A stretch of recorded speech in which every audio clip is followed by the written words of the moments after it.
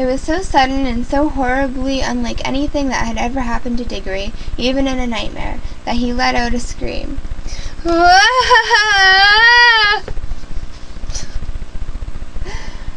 Instantly, Uncle Andrew's hand was over his mouth. "None of that! None of that!" he hissed in Digory's ear. "If you start making a noise, your mother will hear it, and you know what a fright might do to her." As Digory said afterward, the horrible meaning of getting at a chap in that way almost made him sick, but of course he didn't scream again. "That's better. Perhaps you couldn't help it. It is a shock when you first see someone vanish. Why, it gave me a turn when the guinea pig did it the other night." "Was that when you yelled?" "Oh, you heard that, did you? I hope you haven't been spying on me." "No, I haven't. But what's happened to Polly?" "Congratulate me, my dear boy. My experiment has succeeded. The little girl is gone, vanished right out of this world." "What have you done to her?" "Sent her to, well, another place." "What do you mean?" "Well, I'll tell you all about it. Have you ever heard of old Mrs. LeFay?" "Wasn't she a great aunt or something?" "Not exactly. She was my godmother. That's her there in this picture. Let me show you. This is old Mrs. LeFay."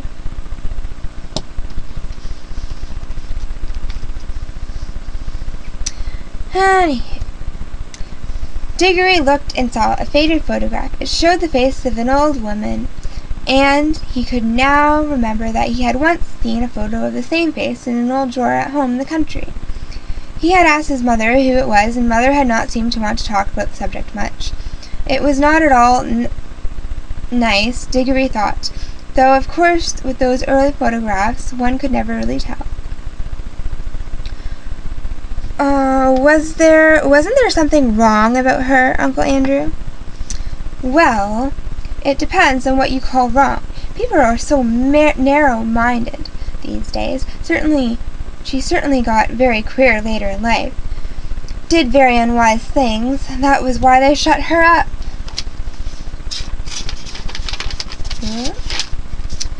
"In an asylum, do you mean?" "Oh, no, no, no. Nothing of that sort. Only in prison." "I say, what had she done?" Poor woman. She had been very unwise. There were a good many different things. We needn't go into all that. She was always very kind to me. But look here. What has all this got to do with Polly? I do wish you'd all in good time, my boy. They let old Mrs. LeFay out before she died, and I was one of the very few people whom she would allow to see her in her last illness. She had got to dislike ordinary ignorant people. You understand, I do myself. But she and I were interested in the same sort of things. It was only a few days before her death that she told me to go to an old bureau in her house and open a secret drawer and bring her a little box, this box right here, and bring her a little box I would find there. The moment I picked up that box, I could tell by the prickling in my fingers that it held something great, a great secret in my hands. She gave it to me and made me promise that as soon as she was dead I would burn it, unopened, with certain ceremonies. That promise I did not keep. Well then, it was jolly rotten of you." "Rotten? Oh, I see. You mean that little boys ought to keep their promises. Very true, most right and proper, I'm sure, and I'm very glad you have been taught to do it. But of course you must understand that rules of that sort, however excellent they may be for little boys, and servants, and women, and even people in general, can't possibly be expected to apply to profound students and great thinkers and sages. No, Digory, men like me who possess hidden wisdom are freed from common rules, just as we are cut off from common pleasures. Ours, my boy, is a high and lonely destiny." As he said with this, he sighed, and looked so grave and noble and mysterious that for a second Digory really thought he was saying something rather fine. But then he remembered the ugly look in his uncle's face the moment before Polly had vanished, and all at once he saw through Uncle Andrew's grand words. "All it means," he said to himself, "is that he thinks he can do anything he likes to get and anything he wants." Of course, I didn't dare to open the box for a long time, for I knew it might contain something highly dangerous. For my godmother was a very remarkable woman. The truth is, she was one of the last mortals in this country who had fairy blood in her. She said there had been 2 others in her time. One was a duchess, and the other was a charwoman. In fact, Digory, you are now talking to the last man, possibly who really had a fairy godmother. There, that'll be something for you to remember when they are an old man yourself. I bet she was a bad fairy. But what about Polly? How you do harp on that, as if that was what mattered. My first task, of course, was to study the box itself. It was very ancient, and I knew enough then to know that it wasn't Greek or Old Egyptian or Babylonian or Hittite or Chinese. It was older than any of those nations. Ah, that was a great day when at last I found the truth. The box was Atlantean. It came from the lost island of Atlantis. That meant it was centuries older than any of the Stone Age things they dig up in Europe. And it wasn't a rough, crude thing like them either. For in the very dawn of time, Atlantis was already a great city with palaces and temples and learned men. Meanwhile, I was learning a good deal in other ways. It wouldn't be proper to explain them to a child, about magic in general. That meant that I came to have a fair idea what sort of things might be in the box. By various tests, I narrowed down the possibilities. I had to get to know some devilish queer people, and go through some disagreeable experiences. That was what turned my head gray. I have a few gray hairs, but I dye them so you can't see. One doesn't become a magician for nothing. My health broke down in the end, but I got better, and at last I actually knew. Although there was not really the least chance of anyone overhearing them, he leaned forward and almost whispered as he said, "The Atlantean box contains something that had been brought from another world when our world was only just beginning." "What?" Digory was now interested in spite of himself. "Only dust. Fine, dry dust. Nothing much to look at. Not much to show for a lifetime of toil, you might say. But when I looked at that dust, I took jolly good care not to touch it, and thought that every grain had once been in another world. But I don't mean another planet, you know. They're part of our world, and you could get to them if you went far enough. But a really other world, another nature, another universe, somewhere you would never reach, even if you traveled through the space of this universe forever and ever, a world that could be reached only by magic." Well, I knew that if only you could get into the right form, that dust would draw you back to the place it had come from. But the difficulty was to get it into the right form. From my early experiments were all failures. I tried them on a guinea pig, but some of them only died. Some exploded like little bombs. That was a jolly cruel thing to do. How do you keep getting off the point? That's what the creatures were for. I bought them myself. Let me see. Where was I? Ah, yes. At last, I succeeded in making their rings. The yellow rings, but now a new difficulty arose. I was pretty sure now that a yellow ring would send any creature that touched it into the other world. But what would be the good of that if I couldn't get them back to tell me what they found there? And what about them? A nice mess they'd be in if they couldn't get back. You will keep looking at everything from the wrong point of view. Can't you understand that the thing is a great experiment? The whole point of sending anyone into the other place is that I want to find out what it's like. Well, why didn't you just go yourself then? Me? The boy must be mad.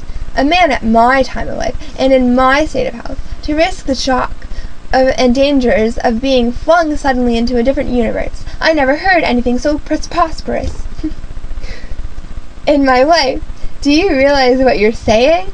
Think what another world means. You might meet anything. And I suppose you sent Polly into that then.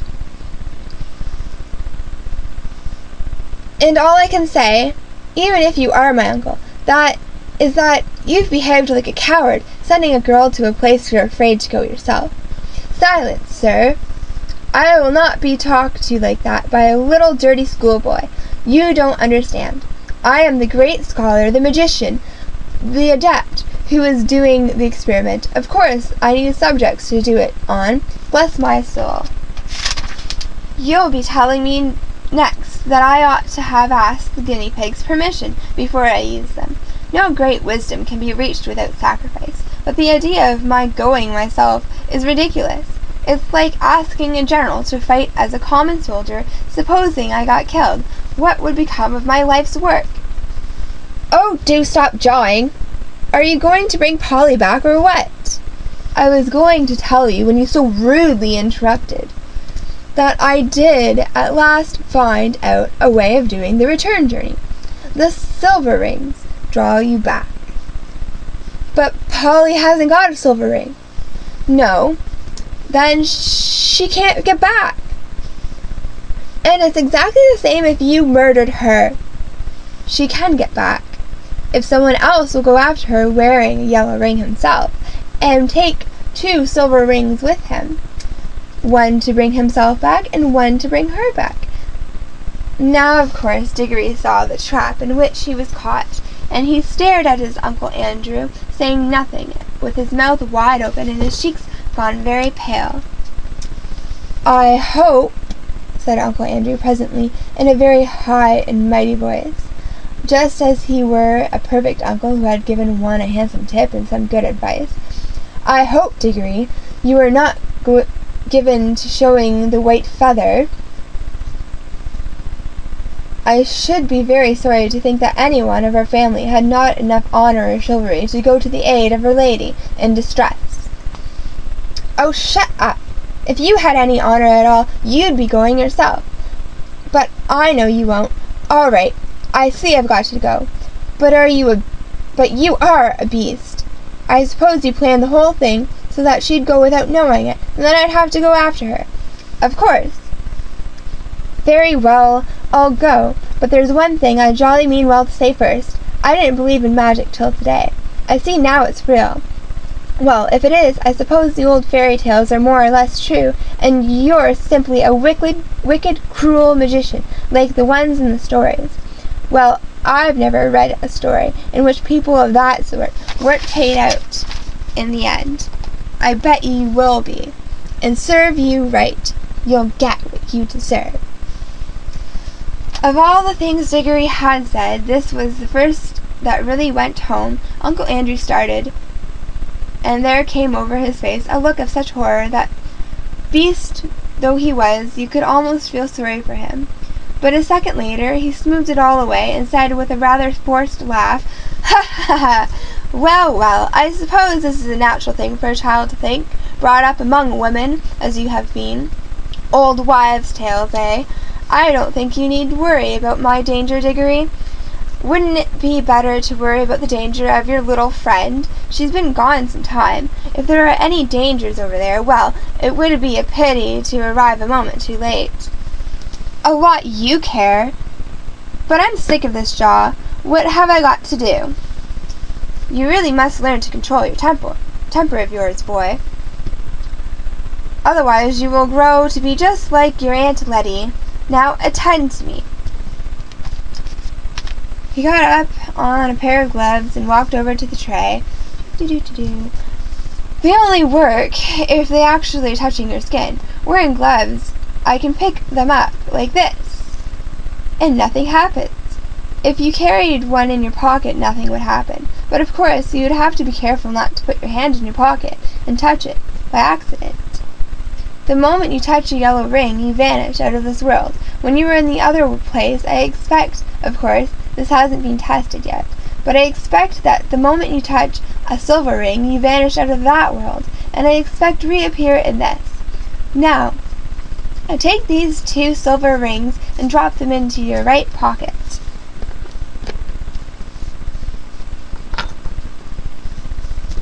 And I take this gold ring and place it in your right. Remember, G is and R are for right. You see, gold ring. Anyways, one for you and one for the little girl. Now you pick up a yellow ring yourself, and I should put it on your finger.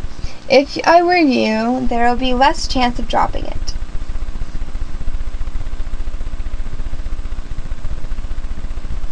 Look here, what about Mother? Supposing she asks where I am. The sooner you go, the sooner you'll be back. But you don't really know whether I can get back. Oh, very well then. Just as you please. Go down and have your dinner. Leave the little girl to be eaten by wild animals or drowned or starved in the other world, or lost there for good, if that's what you really want. It's all one to me. Perhaps before tea time you'd better drop in on Mrs. Plummer and explain she'll never see her daughter again because you were afraid to put on the ring. By gum, don't I just wish I was big enough to punch your head. Then he buttoned up his coat, took a deep breath, and picked up the ring. And he thought then, he always thought afterward too, that he could not decently have done anything else.